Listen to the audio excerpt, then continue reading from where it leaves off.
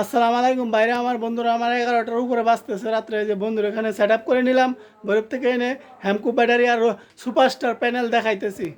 এই যে auto cut করা সার্চ কন্ট্রোলার চলতেছে, কিন্তু এটার মধ্যে কিন্তু লুটমুট তাপমাত্রা সেলসিয়াস সবই দেখা ঠিক আছে।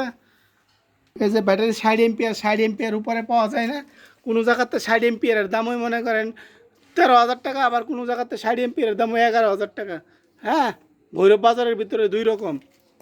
এই যে সোলার বাতি চলতেছে, যে বুট ওই যে সোলার ফ্যান ঘুরতেছে।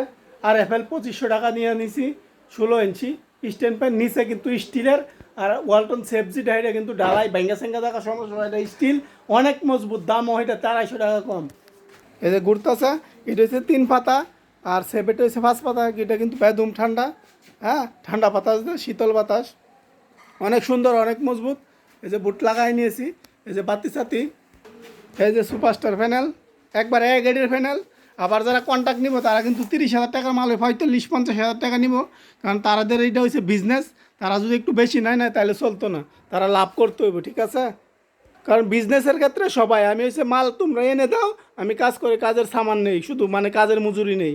হ্যাঁ, আমি যদি আবার কাজে যাই মাল আনতে যাই তাহলে কিন্তু আমাকে মাল দিনের হাজিরা দিতে হইব 1,500-2,000 টাকা।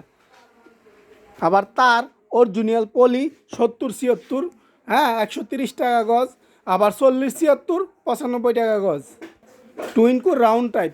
আর এক এক বালা কিন্তু এক একটা কন্ট্রোলার আসে, আমাদের কিছু করার নাই। 2 মাস 3 মাস 1 মাস পর পর যে কোনো মালই কিন্তু চেঞ্জ হয়ে থাকে, আর মার্কেটে পাওয়া যায় না।